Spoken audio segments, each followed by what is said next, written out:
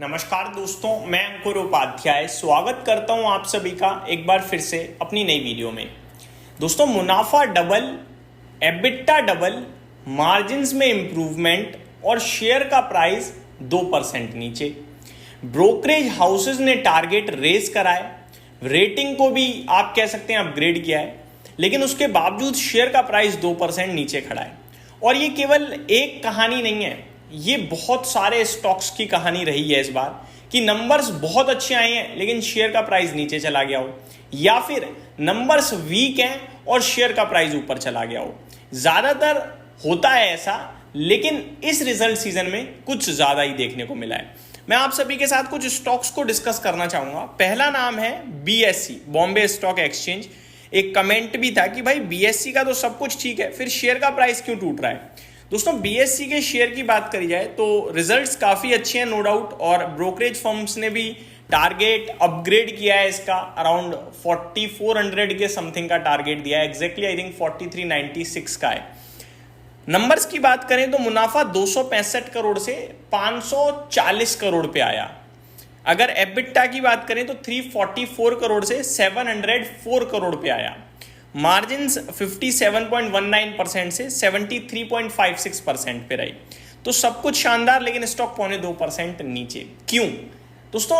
ये जो नंबर्स है ये प्रीवियस पहले जो हो चुका है उसके हैं, लेकिन करंटली जो बाजार चल रहा है और जो आगे को लेकर दिक्कतें दिख रही हैं वो है वॉल्यूम्स, और उसी पे स्टॉक रिएक्ट कर रहा है। दूसरी बात, ऐसा तो है नहीं कि बीएससी का शेयर नंबर्स से पहले भागा नहीं है। नंबर्स से पहले ही वो इतनी तेज रफ्तार से भाग चुका है कि ऑलमोस्ट सारी चीजें प्राइस्ड इन है। अभी भी स्टॉक 71 के पीई पे ट्रेड कर रहा है, तो कोई सस्ता ट्रेड नहीं कर रहा है ये स्टॉक। तो ये कुछ कारण है, ऐसा नहीं है कि कंपनी के नंबर्स खराब या खराब परफॉर्मेंस या खराब रिएक्शन आ रहा है। न्यूट्रल है सब कुछ। 1-1.5% इस बाजार के माहौल के साथ कोई भी गिर सकता है, वही इस स्टॉक के साथ हो रहा है। दूसरे स्टॉक की तरफ बढ़ूं अगर आगे, तो टाइटन दोस्तों, मतलब इतने बेहतरीन नंबर पेश करे हैं इस स्टॉक ने। माफ कीजिएगा, मैंने बीएससी में 4400 का टारगेट बताया ब्रोकरेज हाउसेस का, टाइटन का 4400 का है। बीएससी में 2550 के करीब का टारगेट रखा गया है, जो पहले 2350 के करीब का था। तो माफी चाहता हूं। टाइटन की बात करी जाए तो इसके इतने दमदार नंबर हैं, मतलब मजा आ जाएगा पढ़कर। दूसरी बात, टाइटन का शेयर रिएक्ट करता है अपने नतीजों पे, चाहे वो खराब हो या अच्छे हो, 3 से 5% मिनिमम लेवल पे। लेकिन आज यहां भी कोई मूव नहीं आया। जितने अच्छे नंबर्स थे, स्टॉक कम से कम 3% ऊपर होना चाहिए था, लेकिन केवल 1.5% ऊपर है। हालांकि अगर आप इस माहौल में 1.5% की वैल्यू देखोगे तो वो 5% के बराबर ही है। अब अगर मैं नंबर्स की बात करूं, वो बेहतरीन थे। कमेंट्री कुछ आ रही है for company for jewellery segment management maintains EBIT margin guidance of 11 to 11.5%। Concall update है ये। For watches division, management expects mid teens EBIT margin for FY26। Mid teen यानी कि आप कह सकते हो 16 to 17, ये या 15 भी कह सकते हो। वैसे तो 14 के बाद आपका लग जाता है, तो 14 से 19 के बीच में आप 17 ही ज़्यादातर कहोगे।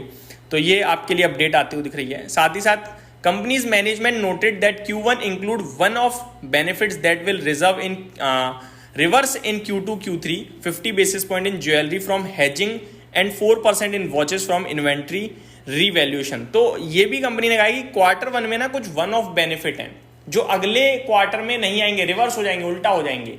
तो आगे को लेकर उतना जो इस क्वार्टर में हमें दमदार दिखा, शायद उतना ना हो, क्योंकि कुछ वन ऑफ है, इसलिए शेयर शायद उतना तगड़ा नहीं चला।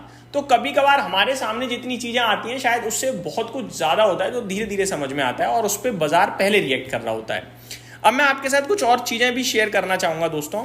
बाजार डेज लो की तरफ दोबारा से बढ़ता हुआ दिख रहा है। प्रॉब्लम क्लियर कट दिख रही है। टैरिफ को लेकर जो चिंताएं बन गई हैं, ऊपर से ट्रम्प साहब ने कह दिया भारत से बात भी नहीं करनी है हमें जब तक वो रशिया के साथ ट्रेड नहीं रोक देते। हालांकि इस बीच में भारत के साथ ब्राजील, चाइना तक बोला है, और रशिया के प्रेसिडेंट तो पहले ही बोल चुके हैं।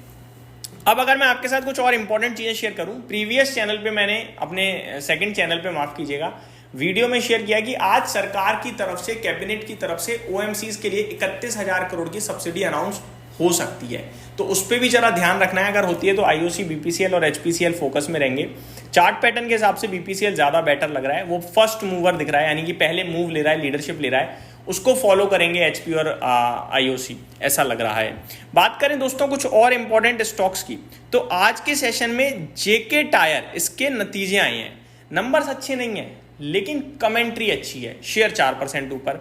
जस्ट अभी ओपन मार्केट में ही रिजल्ट्स आए हैं, हालांकि 5% तक ऊपर चला गया था, अभी थोड़ा नीचे भी आया है।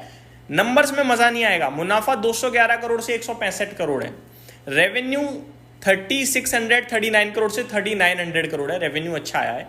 मार्जिन 13.74% से 11% है, तो नंबर्स उतने अच्छे नहीं है। लेकिन कंपनी क्या करी है, company anticipates increased tyre demand due to growth in infrastructure and economy in H2, यानी सेकेंड हाफ में इकोनॉमी में जो ग्रोथ आएगी उसकी वजह से टायर की डिमांड बढ़ सकती है।